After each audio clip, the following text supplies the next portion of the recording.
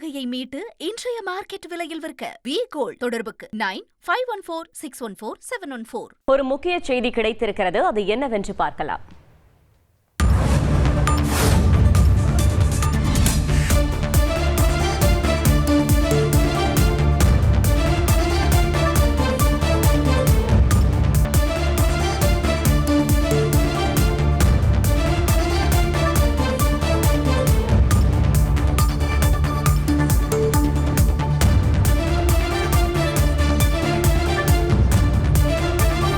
மருதமலை முருகன் கோயிலில் தமிழ் மொழிக்கு முக்கியத்துவம் அளித்து குடமுழக்கு நடத்தப்படும் என்று சென்னை உயர்நீதிமன்றத்தில் இந்து சமய அறநிலைத்துறை உறுதி அளித்திருக்கிறது. அது தொடர்பான முக்கிய செய்தியை நாம் தற்பொழுது பார்த்துக் கொண்டிருக்கிறோம்.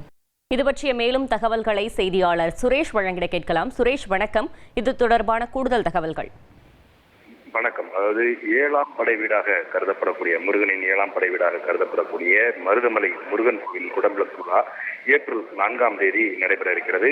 இந்த குடமுழுக்கு விழாவை தமிழில் நடத்த உத்தரவிட வேண்டும் என்ற கோரிக்கையுடன் சுரேஷ் பாபு என்பவர் சென்னை உயர்நீதிமன்றத்தில் ஒரு வழக்கு தாக்கல் செய்திருந்தார். அதே போல நாம் தமிழர் கட்சியின் சார்பில் அந்த கட்சியினுடைய மாநில செயலாளர் விஜயராகவன் என்பவரும் ஒரு வழக்கை தாக்கல் செய்திருந்தார். அந்த நாம் தமிழர் கட்சியின் சார்பில் தாக்கல் செய்யப்பட்டிருந்த அந்த வழக்கில் ஏற்கனவே உயர்நீதிமன்ற மதுரை கிளை பிறப்பித்திருக்கக்கூடிய மதுரை அமர்வு பிறப்பித்திருக்கக்கூடிய உத்தரவின் அடிப்படையில் இந்த கோவில் குடமுழுக்கு விழாவை நடத்துவது தொடர்பாக, அதாவது தமிழில் நடத்துவது தொடர்பாக அரசாணை பிறப்பிக்க வேண்டும் என்ற ஒரு கோரிக்கை முன்வைக்கப்பட்டிருந்தது. இந்த 2 வழக்குகளும் நீதிபதி பரத சக்கரவர்த்தி முன்பு இன்றைக்கு விசாரணைக்கு வந்தபோது மருதமலை கோவில் செயல் அலுவலர் தரப்பில் அறிக்கை ஒன்று தாக்கல் செய்யப்பட்டது. அந்த அறிக்கையில் குடமுழுக்கு விழாவுக்கு தமிழுக்கு முக்கியத்துவம் வழங்கப்படும் என்றும் தமிழ் மற்றும் சமஸ்கிருத மொழிகளில் மந்திரங்கள் ஊட்டி யாகதாரை பூஜைகள் நடத்தப்படும் என்றும் தெரிவிக்கப்பட்டிருக்கிறது.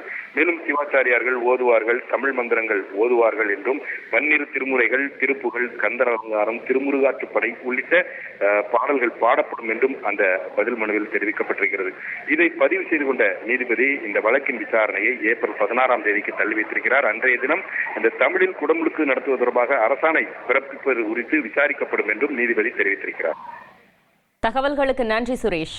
அடகு நகையை மீட்டு இன்றைய மார்க்கெட் விலையில் விற்க வி கோல்ட் தொடர்புக்கு 9514614714.